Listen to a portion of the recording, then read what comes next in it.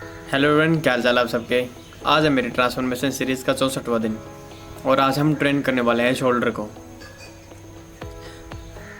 Shoulder के अंदर मैंने काफ़ी मिस्टेक्स किए इन दिनों में और मैं शायद जिस लंबे समय से इसी रूटीन के ऊपर चलता आ रहा हूँ वो मिस्टेक्स मेरे साथ ही चलती आ रही थी। लेकिन गलती तब तक उस जो मिस्टेक्स होती है वो मिस्टेक्स तब तक मिस्टेक्स नहीं मानी जाती जब तक आप उनसे कुछ सीख ना जाते। अगर आपने उनसे कुछ सीखा है तो वो मिस्टेक्स नहीं है, और अगर आपने उनसे कुछ नहीं सीखा है तो वो मिस्टेक्स है। और हमें हमेशा ही अगर हम गलती करें तो उसके बाद हमें उसके ऊपर ब्रीफली जाना चाहिए और बहुत अच्छे तरीके से हमें उसके ऊपर वर्क करना चाहिए और पता करना चाहिए कि ये हमारी गलती किस वजह से हुई है और क्यों हुई है। अगर हमने उसका कंक्लूज़न निकाल लिया मिस्टेक का और सॉल्यूशन निकाल लिया मिस्टेक का, तो वो मिस्टेक कभी भी मिस्टेक के अंदर काउंट नहीं होती है, क्योंकि हमने उस चीज़ से कुछ सीखा है और उसने हमें कुछ सिखाया है, तो इसलिए वो मिस्टेक नहीं होती है। और जो मेरी मिस्टेक्स थी वो ये मिस्टेक्स थी कि मैं हमेशा से ही मेरे दिमाग में यही चीज़ थी कि हैवी वेट पे जाएं, हैवी वेट पे जाने से ही हमारा मसल ग्रो होता है और हैवी वेट ही हमारी मदद करता है। हालांकि ये बात सच भी है कि हैवी वेट हमारी मसल को गेन करता है और हमारे अंदर स्ट्रेंथ बढ़ाता है, लेकिन हमें तब तक हैवी वेट पे नहीं जाना चाहिए जब तक हमारी फॉर्म है वो करेक्ट ना हो, और जब तक हम जो वेट लिफ्ट कर रहे हैं उस वेट के अंदर हमारी फॉर्म है वो प्रॉपर तरीके से सही आ रही है और सही हम एक्सरसाइज कर रहे हैं उसी वेट के अंदर। अगर उस वेट के अंदर हमारी एक्सरसाइज और हमारी फॉर्म सही चल रही है तो हमें आगे इंक्रीज करना चाहिए और वेट बढ़ाना चाहिए। तो मेरी क्या गलती थी कि मैं यही कि हैवी वेट पे जाता था, लाइक साइड रेजेस करता था तो उस पर मैं हैवी वेट पे जाता था 12.5 15 हैवी वेट पे जाता था, लाइक 10.5 या 10 या 12.5 या 15। तो मेरी ये मूर्खता थी, मुझे पता नहीं था कि साइड रेस के अंदर हमें कभी भी इतना वेट लिफ्ट नहीं करना चाहिए, क्योंकि ये ईगो लिफ्टिंग के अंदर आ जाता है।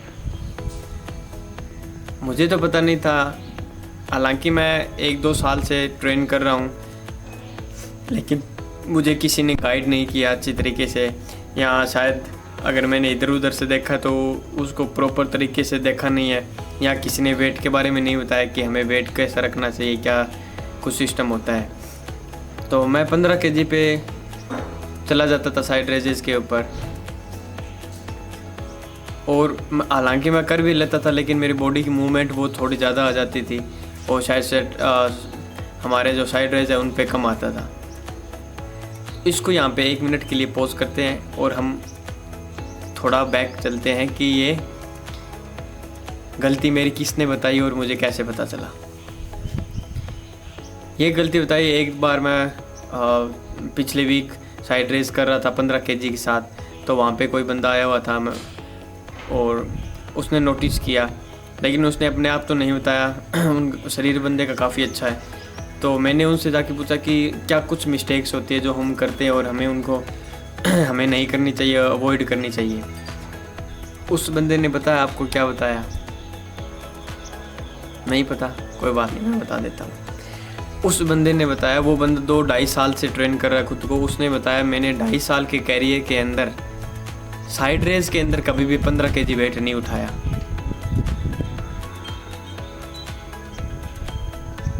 ये बात सुनने के बाद मैं वहीं पे सुन्न हो गया कि इस बंदे का इतना तगड़ा शरीर है और 2.5 साल से ट्रेन कर रहा है, और 2.5 साल के अंदर बंदा बोल रहा है कि मैं 15 kg के ऊपर पहुंचा ही नहीं साइड रेस के अंदर, और मैं साइड रेस के अंदर 15 kg पे पहुंच गया 3-4 महीने में ही। तो वहाँ पे मुझे काफ़ी शौक लगा, और उसके बाद उसने बंदे ने मुझे बताया कि हमेशा साइड रेस के अंदर वेट कम रखो ताकि हमारा जो मसल है प्रॉपर तरीके से उस वेट के साथ घुल मिल सके और प्रॉपर तरीके से ट्रेन हो पाए। क्योंकि अगर हम हैवी वेट पे जाते तो हैवी वेट के अंदर क्या होगा, हम उठा लेंगे, कर लेंगे, इतनी स्ट्रेंथ तो बन ही चुकी है, लेकिन कहीं ना कहीं वो प्रॉपर तरीके से उस मसल को उतना टारगेट नहीं कर पाएगा जितना हम लो वेट के ऊपर कर पाते हैं। तो वो बात होगी ख़त्म, हम वापस उसी मुद्दे पे आते हैं। तो उसके बाद में मैंने 15 kg छोड़ के, और मेरे माइंड मैंने ऐसा सेट कर लिया कि अब हैवी वेट पे नहीं जाएंगे, उतना ही वेट मैं लिफ्ट करूँगा जितना मैं अपने सेल्फ के साथ उठा सकता हूँ। शोल्डर के अंदर भी हम उतना ज़्यादा वेट नहीं उठाएंगे, और ना ही हम वो वेट उठाएंगे जिससे हमें सपोर्ट लेनी पड़े। तो मैं अभी साइड रेस के अंदर अगर मेरे को सेम वेट के साथ तीनों सेट लगाना पड़े तो मैं लगाऊंगा। जैसे कि 5 kg के साथ स्टार्ट करेंगे और 5 kg पे अगर ख़त्म करना पड़े तो हम करेंगे, क्योंकि हम साइड रेस को करने का स्टाइल है वो चेंज करने वाले ऐसा है कि हमारा जो एक एंड है वो ऐसे हम उसको ऐसे उठा के रखेंगे ऐसे, और इसमें वेट होएगा, और दूसरे को हम ऐसे ट्रेन करेंगे।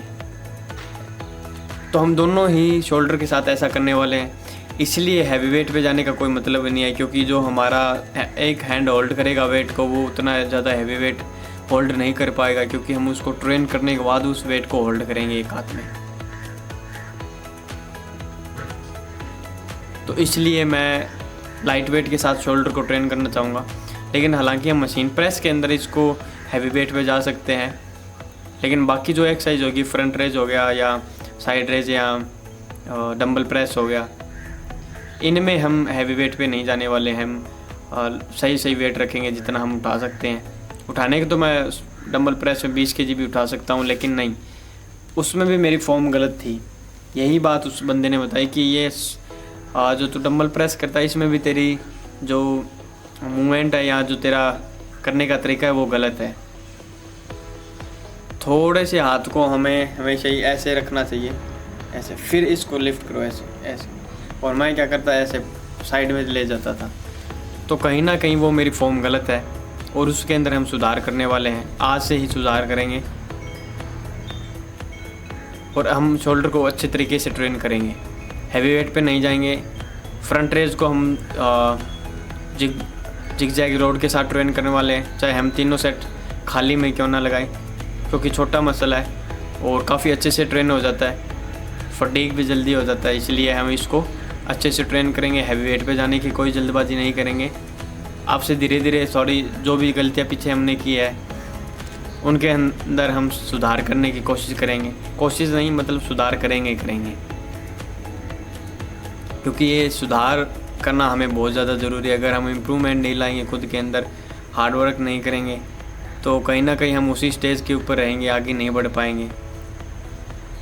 तो इसलिए हम कुछ चीज़ों में सुधार करेंगे, एक्सरसाइज के अंदर, वेट के अंदर, कुछ फॉर्म के अंदर।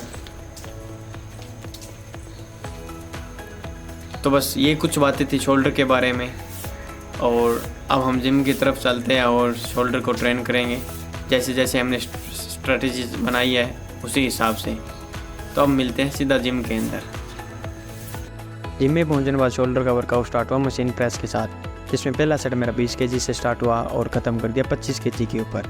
इसको कंप्लीट करने के बाद अगली एक्सरसाइज मैंने स्टार्ट करी साइड रेजेस, जिसमें पहला सेट मेरा 5 kg से स्टार्ट हुआ और ख़त्म भी मैंने तीनों सेट कर दिया 5 kg के ऊपर।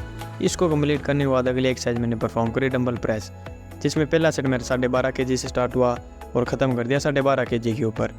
इसको कंप्लीट करने के बाद अगली एक्सरसाइज मैंने स्टार्ट करी फ्रंट रेजेस, जिसमें पहला सेट मेरा खाली रोड के साथ स्टार्ट हुआ और इसको ख़त्म भी मैंने खाली रोड पे कर दिया। इसको कंप्लीट करने के बाद अगली एक्सरसाइज मैंने परफॉर्म करी ट्रैप्स की। ट्रैप्स को मैंने परफॉर्म किया 5 kg के साथ, जिसमें तीनों सेट मैंने 5 kg से परफॉर्म किए। इसको कंप्लीट करने के बाद लास्ट एक्सरसाइज मैंने परफॉर्म करी सरक्स के मैंने तीनों सेट 20 kg के साथ परफॉर्म किए। लास्ट में मैंने फ्लेक्स किया शोल्डर को। इसी के साथ सारा वर्कआउट और दिन हो गया ख़त्म। मिलते हैं अगले दिन।